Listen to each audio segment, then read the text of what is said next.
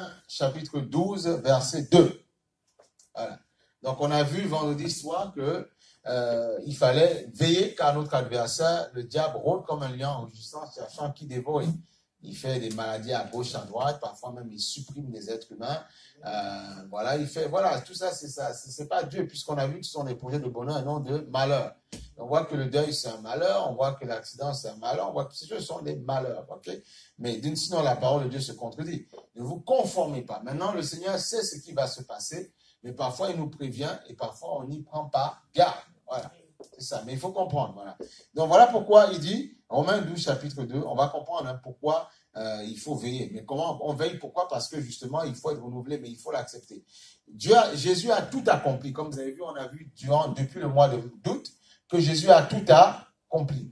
Mais il a tout accompli, mais il faut vivre dans cet accomplissement-là. Mais pour vivre dans cet accomplissement-là, il faut absolument renouveler son intelligence. C'est-à-dire comprendre les choses autrement.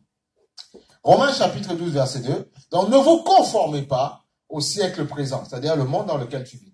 Il le dira pour tes petits-enfants, quand ils seront majeurs, grands, il va dire ne vous conformez pas. Un enfant ne sait pas, il ne sait même pas, il vit sa vie, il ne sait pas. Mais quand il vivra sa vie, quand il sera, on va dire, quand il sera majeur, quand il sera responsable, voilà, on dit ne te conforme pas aux choses que tu vois. Voilà. Donc il dit ne vous conformez pas au siècle présent, mais soyez transformés, comment? Par le renouvellement de l'intelligence. Ok? C'est le Saint-Esprit qui nous renouvelle. Afin que vous discerniez quelle est la volonté de Dieu, ce qui est bon, agréable et parfait.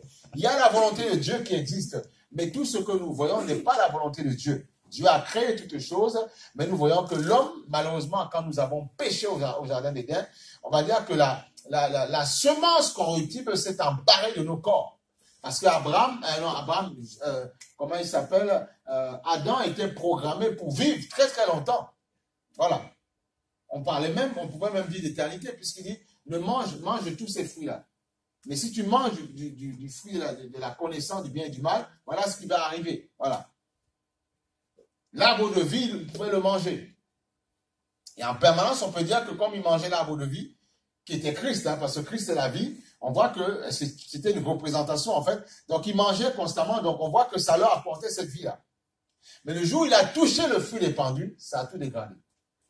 Et puis le Seigneur, sachant que justement, il prendrait, puisqu'il a désobéi, quand tu désobéis, il faut payer le prix. Ah ben oui, c'est comme ça. Sachant que, voilà pourquoi le Seigneur a mis après des chérubins qui ont bloqué l'arbre de vie.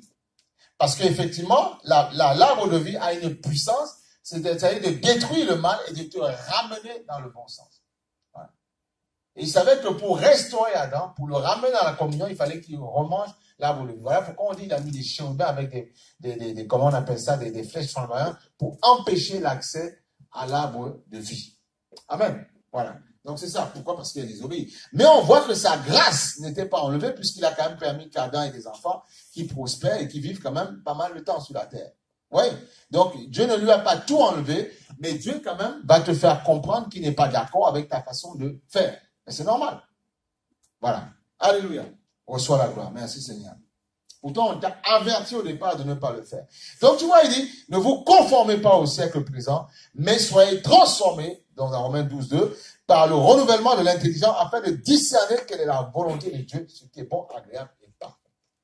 Et c'est parce que tu es renouvelé dans l'intelligence que tu comprendras justement comment te positionner sur cette vie, et tu comprendras justement que le monde entier est sous la puissance de l'ennemi. Ben oui. Ne vous conformez pas au siècle présent. Pourquoi? Il va t'expliquer. Pourquoi? Pourquoi ne te conforme pas? On va comprendre. Parce qu'il faut comprendre. Il faut comprendre l'enseignement. Jean chapitre 5, verset 19. Il dit, nous savons, c'est pour ça que c'est l'enseignement. On est en train de poser les bases. Il faut comprendre, il faut que ça rentre. C'est très important. Pourquoi tu ne dois pas te conformer? Il va t'expliquer pourquoi. Il dit, nous savons que nous sommes de Dieu. Parce on dit avoir reçu le Seigneur. Et que le monde entier est sous la puissance du malin.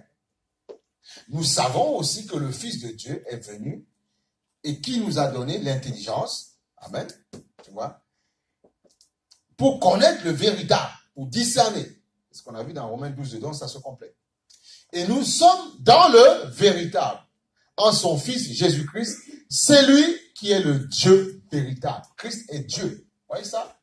Et la vie éternelle. Voilà. Mais tu vois que dans Romains 12, ne te conforme pas au siècle présent. Pourquoi? Et discerner. On va dire comment on discerne? Parce qu'il nous dit bien que, dans 1 Jean 5, 20, il nous dit que nous savons que le Fils de Dieu est venu et qu'il nous a donné l'intelligence pour connaître le véritable, donc pour discerner. Ne vous conformez pas au siècle présent, mais soyez renouvelés dans l'intelligence. Pourquoi vous pouvez? Parce que Christ vous a donné la vie et la capacité de réfléchir autrement. Voilà, il faut comprendre. C'est vrai, quand vous ne comprenez pas, vous allez vous faire balloter. Il faut l'enseignement. Il faut l'enseignement. Laissez ça asseoir dans votre vie. Il ne faut pas juste dire, ça fait 10 ans que je connais Jésus, je prie un petit peu, je parle la langue. Mais tout ça, écoutez-moi, quand on n'a pas la connaissance, ce sont des histoires. Amen. Et tu fasses grâce, ce sont des histoires. Quand ça arrive, tu dis, Seigneur, au nom de Jésus, je refuse.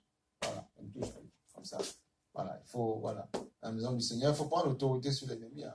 Voilà, il ne faut pas se laisser. Je refuse, je ne fais pas ça au nom de Jésus. Voilà. Merci Seigneur pour ta grâce. Nous savons, tu vois, que le Fils de Dieu est venu et qu'il nous a donné l'intelligence pour connaître le véritable. Donc on voit que ça complète Romains 12, 2. Soyez renouvelés dans l'intelligence. Il dit, ne vous conformez pas au monde, mais laissez-vous transformer par le renouvellement de l'intelligence. Amen. C'est ce qu'on a vu, hein? C'est ce qu'on a vu. Ben oui. Oui. Mais soyez transformés. Dans d'autres versions, on dit, laissez-vous transformer par le renouvellement de l'intelligence. Voilà. Afin que vous discerniez ce qui est bon, agréable et parfait. Donc, on a vu que dans 1 Jean 5, on voit qu'il nous a dit, le monde entier est sous la puissance de l'ennemi. Que tu le veuilles ou non. Le monde entier est infesté de démons. Et l'ennemi, il n'y a pas que, comment on appelle ça, le diable, il y a le diable et les démons qui sont là. Il est infesté. Et comme il est infesté, justement, il te demande de ne pas te conformer à ce monde. Vis dans ce monde, mais ne copie pas tout. Amen. Et c'est ce que nous devons enseigner même à nos enfants, petits-enfants, tout petits, pour qu'ils ne fassent pas de mauvaises rencontres, pour qu'ils ne soient pas entraînés à tout et n'importe quoi. C'est très important, c'est très capital. Parce qu'on va voir que l'ennemi, la Bible nous dit clairement qu'il est là pour égorger et détruire.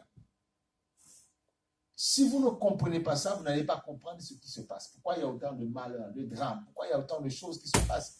Parce que les gens pensent que non, tout va bien, c'est la vie. Regardez par exemple, il y a des gens qui vont faire du jogging et tout ça dans la forêt et tout ça. Mais ils ne comprennent pas qu'après, parfois, ils se font happer là-bas. Pourquoi? Parce qu'il y a des gens qui ont une autre façon de penser. Le monde entier est sous la puissance de l'ennemi. Tu ne peux plus jouir de ce que tu veux. Parfois, tu as ton argent, tu as le droit, mais on te jalouse. Mais je travaille, j'ai le droit d'avoir mon argent. Non, on te jalouse.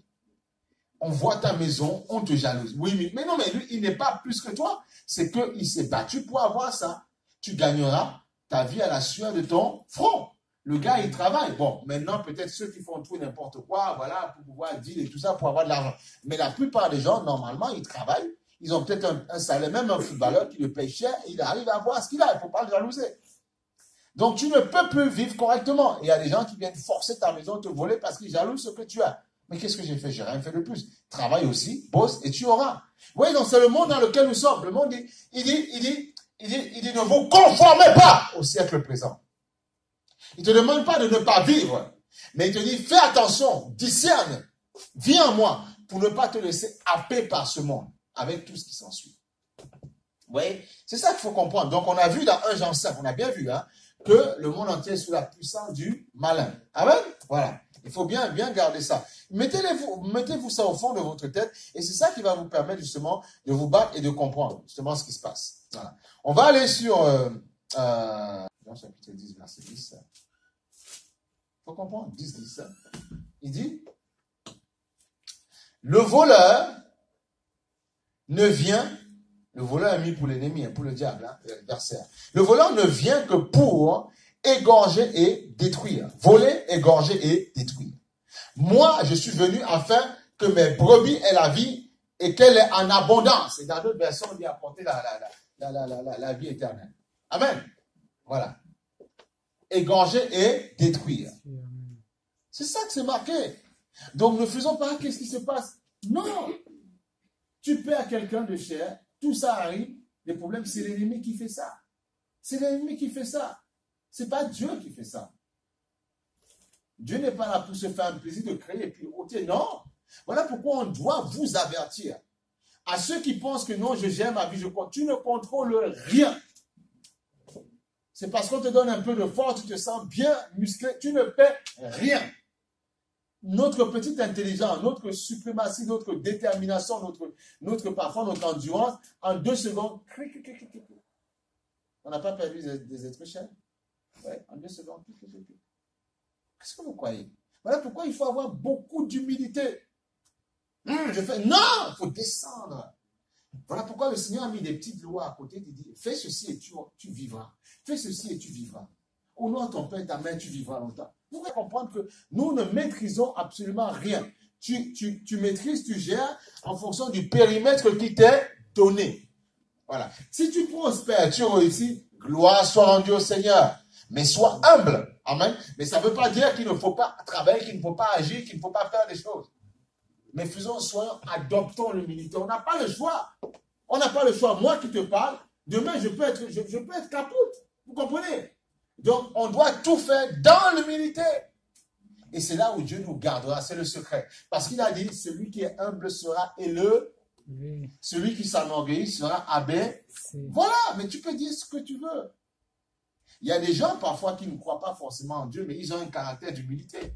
Il y a des gens qui croient en Dieu, ce sont des gros orgueilleux parfois. Ils prétendent tout, ils connaissent tout, on ne peut rien leur dire. C'est comme ça. Dans les 2 camps, c'est comme ça. Ben oui, dans les 2 camps. Même ceux qui sont dans les églises, parfois,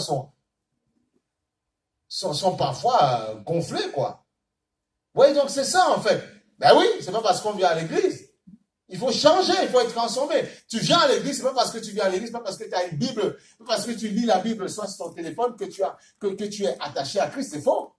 Parfois, il y a des gens qui ne croient pas en Dieu, même s'ils meurent comme ça, ils ne sont pas sauvés, mais qui ne sont pas forcément, qui ont un cœur, parfois un cœur agréable, qui savent bien te recevoir chez eux, qui sont corrects, qui ne sont pas là pour te raconter tout et n'importe quoi. Voilà. Donc, c'est pas parce que Jésus a trouvé bon de nous sauver, mais c'est pas que nous sommes plus meilleurs que les autres. Il a trouvé bon de nous sauver. Voilà pourquoi il dit, je ferai grâce à qui je veux. On doit tout faire pour s'humilier afin que la grâce coule sur nous. Parce que Dieu nous dit ceci, il nous dit dans Jean 10, il dit, le voleur ne vient que pour égorger et détruire. Moi, je suis venu afin que mes brebis aient la vie et qu'elle est en abondance. Alors, à quel moment Jésus est venu pour nous tuer? À quel moment il est venu pour créer des deuils dans les maisons? À quel moment? C'est ce que je vous demande. Non, Dieu a donné, Dieu a repris. Il faut arrêter. Mais il faut arrêter un peu. Oh, oui, bien, jouons pas, mais arrêtons. Et c'est dangereux parce que nous prenons un verset et nous faisons une doctrine avec.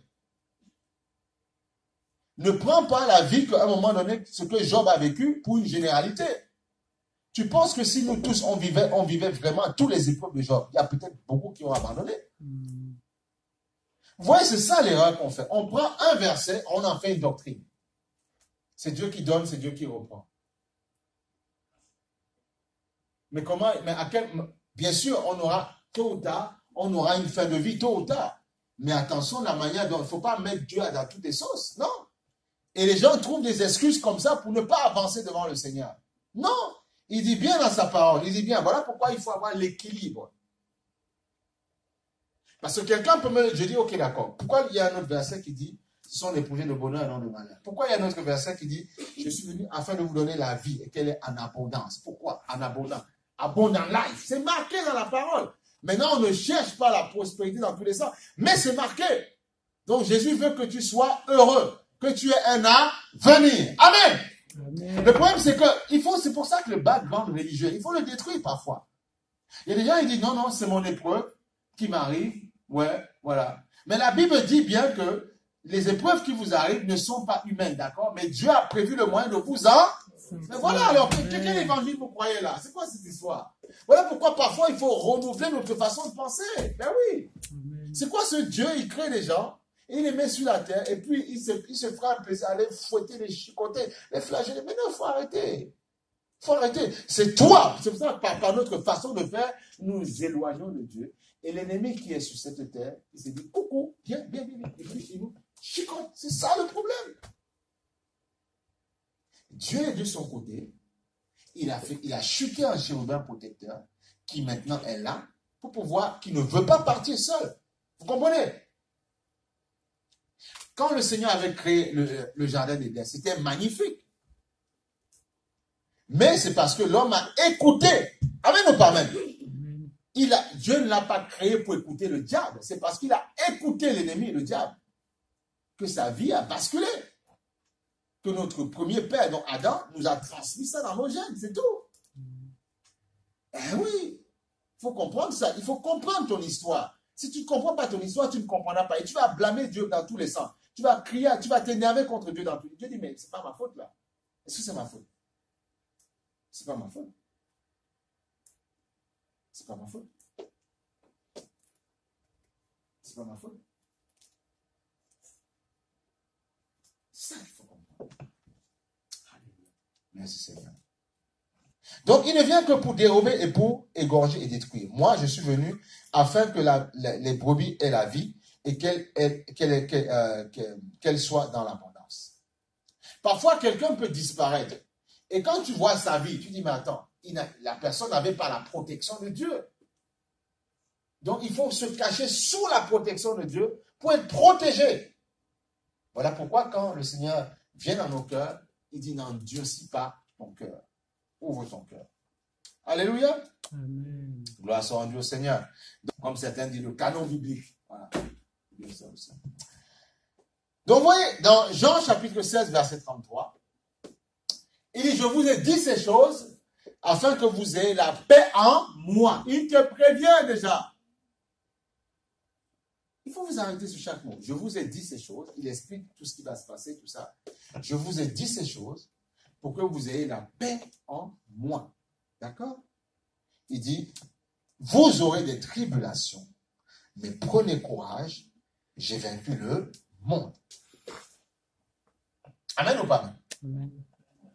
Vous aurez des tribulations, mais prenez courage, j'ai vaincu le monde. Des tribulations. Et après, il y a ce qu'on appelle, il y a la grande tribulation, qui est autre chose. Il y a les tribulations de la chair, même dans Romains 8, 18, il nous dit bien que, brièvement comme ça, on ne va pas le prendre, mais qui nous dit, la création souffre les douleurs de l'enfantement. Voilà.